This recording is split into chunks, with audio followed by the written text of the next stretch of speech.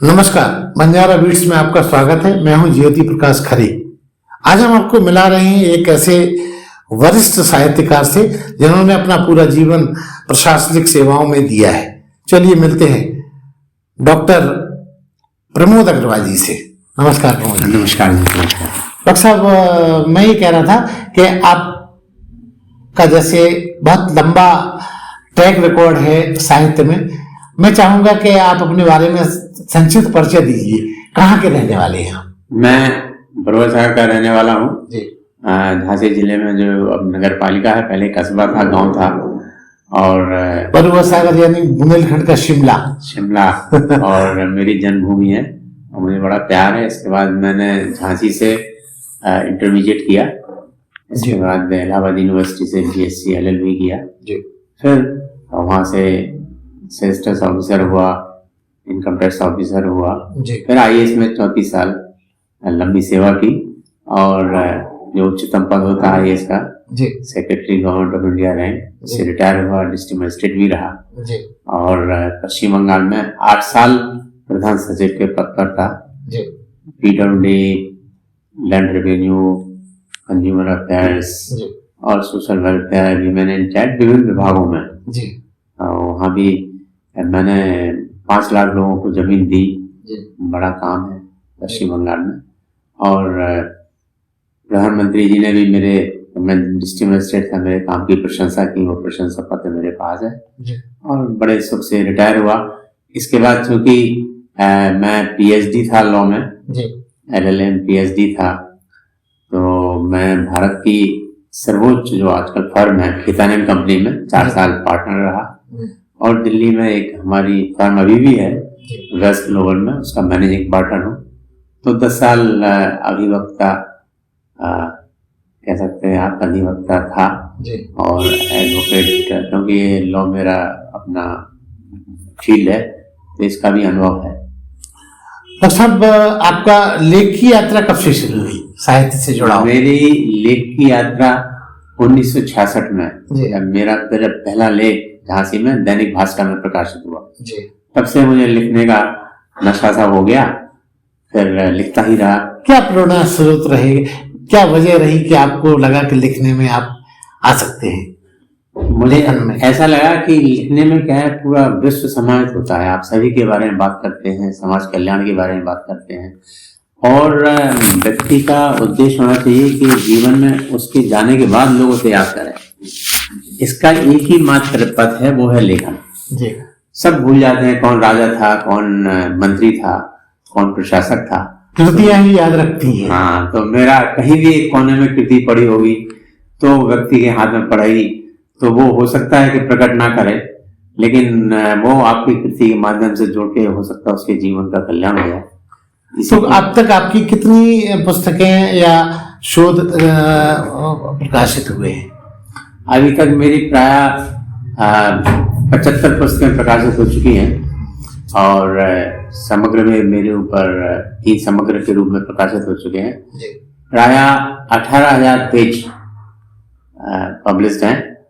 मैं कहना नहीं चाहूँ, 55 लाख शब्द अंग्रेजी और हिंदी में लिखे हैं। उसमें 20-21 पुस्तकें अंग्रेजी की हैं और 50 से ज्यादा हिंदी में है। वैसे मैं हिंदी का ही लेखक हूँ। अब चूंकि लेखनी चलाता रहा सेवा काल में, तो अंग्रेजी का भी अभ्यास मेरा अंग्रेजी में बरुआ सागर से ही हो गया था जी। तो चूंकि पढ़ने में अच्छा रहा, तो लेकिन मुझे बड़ा गर्व हुआ जब मैं वाशिंगटन गया कि मेरी पुस्तकें IMF की लाइब्रेरी में है। और जब मैं जहाँ जाता हूँ, जैसे काशी विश्वविद्यालय में गया, वहाँ देखा एक पुस्तक मेरी पुस्तकें हैं, तो लेखक का यही अपना गर्व फील होता है। हाँ, और इस बात से भी आपको लगता होगा कि बुंदेलखंड का रिप्रेजेंटेशन आपकी तरफ से होता है। देखिए, मैं बुंदेलखंड का मैंने हमेशा नाम ऊंचा रखा और जहाँ भी लोग मुझे, जब मैं बहुत स्ट्रिक्ट था, जिले में 10 साल था, तो लोग कहते थे भाई वो चंबल का आदमी है, उससे पीछे मत पड़ना। और मेरे सभी उपन्यासों में कृति में पूरा बुंदेलखंड समाया हुआ है। और मैं जहाँ देखता हूँ कि बुंदेलखंड का जीवन परिलक्षित नहीं हुआ है जी।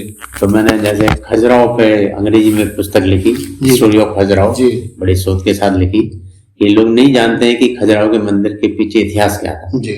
तो बुंदेलखंड तो शोध परख आलेख है। हाँ, जी तो मेरा बुंदेलखंड से बड़ा प्रेम रहा, वही मेरा जीवन है, और मतलब उसी संस्कृति में जीता रहा। माँ मेरे साथ 25 साल रही, जी तो बुंदेलखंडी के अलावा बोलती नहीं थी, लेकिन मैं वो ही समझने वाली थी। जी जी। लेकिन अब फिर झांसी आ गया हूँ, तो बड़ी खुश शर्मा जी, एक महत्वपूर्ण सवाल ये कि आपने लेखन के अलावा, चूंकि जॉब आपका बड़ा व्यस्त रखने वाला था, बहुत जिम्मेवारी वाले काम आपने संभाले हैं, आपके और क्या शौक रहे?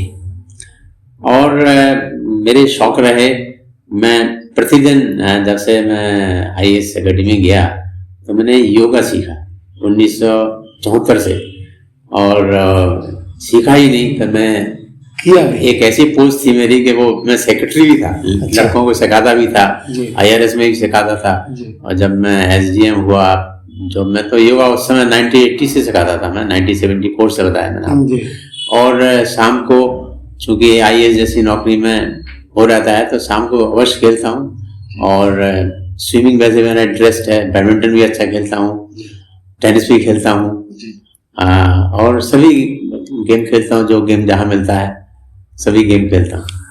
अमर जी, आपका अभी हाल ही में पांडे जी कमीशन द्वारा एक पुस्तक का प्रकाशन हुआ, उस पुस्तक के बारे में बताइए, क्या है? वो मेरी पुस्तक है भारतीय चिंतन की दिशाएं। उस पुस्तक में 101 प्रकरण हैं जो कि वो भारत को पूरा परिलक्षित करते हैं। तो चूंकि लोग दर्शन नहीं पढ़ना चाहते हैं, तो कैसे भारतीयों की सोच बनी, तो मैंने छोटी छोटी कहानियों के माध्यम से उसे दिखाया है। जैसे कि वेदों पे भी लिखा है, पुराणों पे लिखा है, महाभारत पे भी लिखा है, रामचरितमानस पे भी लिखा है, इसके अलावा महारानी लक्ष्मीबाई पे भी लिखा है।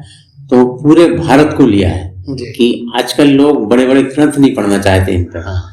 और हाल ही में APJ अब्दुल कलाम पे भी लिखा है, और जो दीनदयाल जी का भी जो दर्शन है उस पे भी लिखा है। तो ऐसा कोई दर्शन या सोच जो कि भारतीयों को प्रेरित करती है, वो मैंने पूरा इसमें समाहित किया है। इसके अलावा आपकी और भी कुछ आपकी टोटल पुस्तकें आपने बताया लगभग 80 पुस्तकें आपकी प्रकाशित हैं, उनमें और मुख्य पुस्तकों के बारे में बताइए हमारे दर्शकों को। देखिए, मैं मुख्यतः उपन्यासकार हूँ, और मेरे 14 उपन्यास प्रकाशित हो चुके हैं हिंदी में। जी।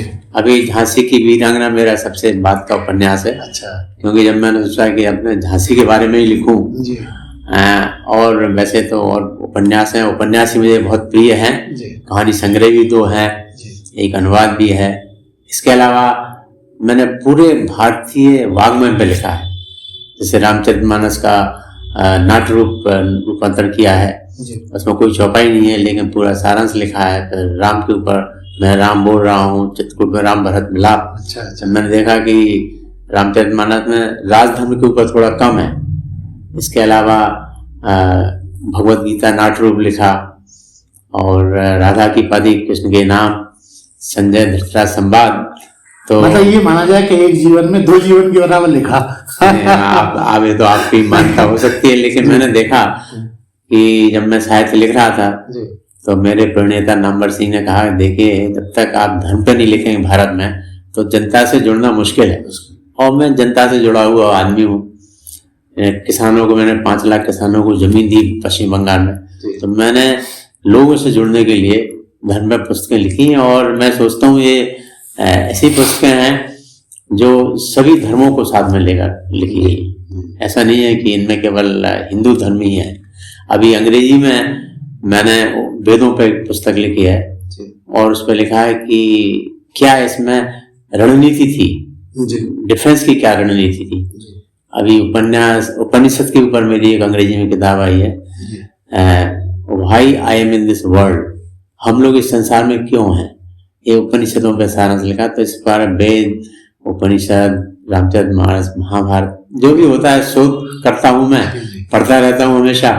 ये मेरा शौक है, लिखने का जज्बा रहता है। हाँ डॉक्टर साहब, एक महत्वपूर्ण सवाल ये कि जहाँ आपने इतना कुछ लिखा, जो एक छोटे से इंटरव्यू में समा पाना तो मुझे लगता है बहुत कठिन है, तो मैं चाहूंगा कि आप ये भी बताएं कि आपको कहाँ कहाँ सम्मानों से नवाजा गया। देखिए, मुझे जितने सम्मान मिले उससे मैं बड़ा संतुष्ट हूँ। सर्वप्रथम मुझे जो नेशनल ह्यूमन राइट्स कमीशन है, राष्ट्रीय मानव अधिकार, उन्होंने मेरी कारावास में कैदियों जीवन पर पुरस्कृत किया। अच्छा। इसमें ऐसा कोई अपराध नहीं है। मैंने देखा न्यूज़पेपर वगैरह अपराधों में बहुत आता है, तो मैंने सब अपराधों को लेकर लिखा। अच्छा। इसमें ऐसे ये नहीं लिखा अपराध कैसे घटित हुए, क्या उसको पनिशमेंट मिला, फिर उसमें सुधार कैसे हुआ, ये बहुत बड़ी बात। हृदय परिवर्तन कैसे? हाँ, तो हृदय परिवर्तन के साथ एक सिस्टम था हमारे पश्चिम बंगाल में कि कैदियों को किस प्रकार सुधार किया जाए, उसका मैंने अनुभव इसमें लिखा है।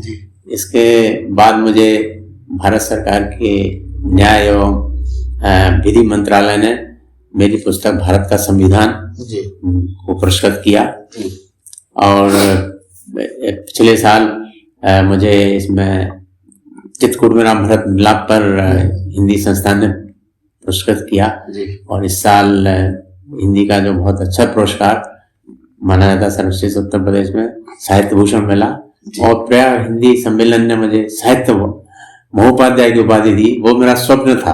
अच्छा। मैं उसे साहित्य में पद्मश्री के बराबर मानता था जब बचपन में, तो वो भी मिला। और इसके अतिरिक्त मेरी पुस्तकों का देश विदेश में बहुत प्रचार हो रहा है, और भारत के जो सर्वश्रेष्ठ प्रकाशक हैं जैसे मोतीलाल बनारसी दास, यानी भगवत गीता पूरे कई देशों में जाती है, और विभिन्न पत्र पत्रिकाओं में लिखता रहता हूँ। मैं खुद एक पत्रिका प्रकाशित करता हूँ बरुआ शहर से पिछले 11 साल से, वैश्विक साहित्य। अच्छा। हाँ, पिछले 11 साल से, और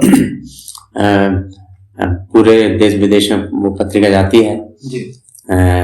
और विभिन्न पत्र पत्रिकाओं में आज भी लिख रहे हैं? आज भी लिख रहे हैं जी। और अभी हाल ही में गौरवशाली भारत में एक मेरा लेख निकला है, उच्च शिक्षा का मेरा अनुभव, इस पर मेरे लेख निकलते रहते हैं। अरुणा जी, 2023 शुरू हो गया है। हाँ। मैं चाहूंगा कि आप हमारे दर्शकों को आप अपने आगामी प्रोजेक्ट्स जो धमाके के रूप में होने वाले हैं अवगत कराएं। देखिए, आगामी 2023 में जो बहुत बड़ा धमाका होने वाला है वो है, मैंने अपनी आत्मकथा लिखी है, वो न्याय के लिए संघर्ष शीर्षक से जी। और तो पढ़ने को मिलेगी हम लोगों? हाँ, बिल्कुल अवश्य, क्योंकि वो मैं लिख रहा हूँ तो पहले से ही प्रकाशक ने कहा है ऐसा लिखिए, और इसमें ज्यादातर मेरे प्रशासकीय जीवन का अनुभव है, क्योंकि आजकल ये जो लोग यूपीएससी में बैठते हैं जी। उसमें पढ़ने का बड़ा शौक है और पुस्तक बिकती है जी। इसके अतिरिक्त मैंने एक भारत और इस्लाम के लिए पुस्तक का अनुवाद किया था, उसको कुरान को लेकर उसको अपडेट कर रहा हूँ, क्योंकि ये जो हिंदू मुसलमान थोड़ा एकता में मुझे जो बाधा सी लगती है जी, जी। उसको ठीक रखने के लिए। इसके अलावा जल प्रदूषण पे मेरी किताब और आ रही है जी। तो इस बार से प्रति वर्ष मेरी 3-4 किताबें पुस्तकें आती रहती जी। और मैं निरंतर काम करता रहता हूँ, इसीलिए काफी व्यस्त भी रहता हूँ। अरुणा जी, इन दोनों चूंकि आप अब रिटायर्ड हैं, लेखन तो आप करते ही हैं, इसके अलावा आपकी दिनचर्या कैसी चलती है जिससे आप बहुत फिट भी लगते हैं?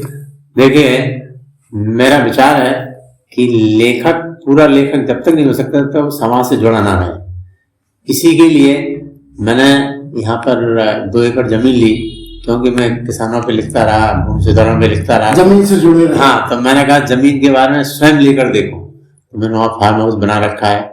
और चूंकि मेरे यहाँ क्षेत्र में उद्योग का अभाव है तो एक छोटी सी इंडस्ट्री भी ला रखी है रोजगार देने के लिए। हाँ, और इसके अलावा मैं सुबह जाता हूँ, वहाँ पे चहल पहल रहती है फार्म हाउस में, और शाम को फिर चला आता हूँ अपने लेखन काम में और रात भर लिखता हूँ। लेकिन मेरा जो प्रतिदिन का जो कार्यक्रम है, योगा 1.5 घंटे करता हूँ, शाम को टहलने जरूर जाता हूँ, बैडमिंटन भी स्टेडियम में कभी खेलने जाता हूँ, स्विमिंग भी झांसी क्लब में जाता हूँ। तो मैंने 1-2 चीज़ों का बड़ा ध्यान रखा। मैंने लेखकों को देखा है कि लेखकों का स्वास्थ्य बड़ा खराब हो जाता है और उनका पारिवारिक जीवन भी ठीक नहीं रहता। तो मैंने कहा जब लेखक दुनिया को संदेश दे रहा है, आदर्श होना चाहिए, तो मैं अपने स्वयं को, हाँ, जब वो खुद ठीक नहीं है तो लोगों पे वो बोलने से इतना प्रभाव नहीं पड़ता। इसीलिए मैं अपना जीवन भी बड़ा फिट रखता हूँ और संयम से काम करता हूँ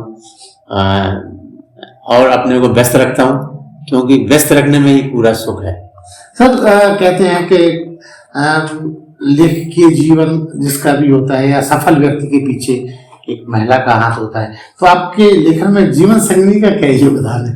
देखिए, हमारे यहाँ मैं यह कहूँ कि मेरा घर ही लेखन का उद्योग है, अच्छा। तो ये अतिशयोक्ति नहीं होगी। जी। क्योंकि मैं लिखता हूँ, मेरी पत्नी उसको पढ़ती है, संजो के रखती है। हाँ, और जब टाइप हो गया आता है तो वही देखती थी और वही मेरे प्रकाशकों से बात करती है। मैं तो नौकरी करता अच्छा, है, लेखा जोखा उनके पास रहता है। हाँ, मैं नौकरी करता हूँ और मस्त रहता हूँ। अच्छा। क्योंकि इतना काम करने से क्या होगा कि जो मेरा आईएएस का जो नौकरी है, इतना मैंने उसमें भी त्याग किया है, तो फिर जीवन का आनंद क्या लूं। जी जी तो मेरी पत्नी का पूरा सहयोग है जी। और वो ही सब हिसाब किताब रखती हैं और उन्हें उनका सबसे परिचय है, लेकिन वो सामने नहीं आती है। अच्छा अच्छा। मतलब पर्दे के पीछे। पर्दे के पीछे। अभी भी जैसे मैं उनसे कहूँ कि ये यहाँ पे आ जाइए तो शायद आना ना चाहे। जी। अरुणा जी, बंजारा बिट्स एक इंफॉर्मेशन और एकेडमिक चैनल है। इसमें हमने विलक्षित लोगों के इंटरव्यू समाहित किए हैं। हम चाहेंगे कि आप हमारे दर्शकों को अपने तरीके से कोई संदेश दीजिए। देखिए, मैं प्रारंभ से ही लिख रहा हूँ, जब धर्मवीर भारती का मैंने पढ़ा कि आजकल जो समाचार पत्रों में या चैनल में आ रहा है वो 5% आ रहा है। 95% आदमी शांति से रह रहा है, सुखपूर्वक रह रहा है, तो उसका आना चाहिए जीवन। वो तो जो बंजारा बीट्स जो कर रहा है वही जो 95% लोग हैं, उन्हें क्या है, आजकल है बड़े बड़े नेताओं की आवश्यकता नहीं है कि हमें हर एक क्षेत्र में ऐसे नेताओं के जो लोग उठ रहे हैं और जो स्थानीय विलक्षण व्यक्ति हैं, जो स्थानीय, जिससे लोगों को प्रेरणा मिले। क्योंकि आजकल लोगों ने देखा है कि जो लोग बहुत ऊपर उठ जाते हैं वो अल्टीमेटली क्या है, वो समाज के लिए काम नहीं करते, या तो अपने संघ के लिए काम करते हैं, अपनी पार्टी के लिए काम करते हैं, स्वयं की ख्याति के लिए काम करते हैं। तो इसलिए हमें प्रत्येक स्तर पर उन विलक्षण लोगों की जरूरत है जो कर्मयोगी होकर अपने एक कोने में छिपकर काम कर रहे हैं। तो इस हिसाब से मैं बंजारा बीट्स का बहुत ही धन्यवाद करता हूँ। और मेरी हमेशा धारणा रही है कि हमें ऐसे लोगों का व्यक्तित्व होना चाहिए जो योगी की तरह है, बिना किसी, और ये गीता में कहा भी है कि लोक प्रशंसा और लोक निंदा से दूर जो आदमी काम करता है वही योगी है। तो ये बड़ा योगदान है और मैं तो प्रशंसा करता हूँ। और मुझे खुशी है कि बंजारा बीट्स मेरे घर आया और उनसे मुलाकात की। मैं शुभकामना करता हूँ आपकी। तो ये थे अग्रवाल जी जो अपनी बहुत सारी लेख की यात्रा का वृतांत बंजारा बीट्स के साथ शेयर कर रहे थे। हालांकि अग्रवाल जी का ट्रैक रिकॉर्ड बहुत लंबा है, छोटे से इंटरव्यू में समा पाना बहुत कठिन है, लेकिन जितना कोशिश की गई है कि ज्यादा से ज्यादा उनके व्यक्तित्व को बंजारा बीट्स पे प्रदर्शित किया जाए। बंजारा बीट्स से बात करने के लिए बहुत बहुत धन्यवाद। बहुत बहुत धन्यवाद। इस चैनल को लाइक और सब्सक्राइब करना ना भूलें। देखते रहिए बंजारा बीट्स।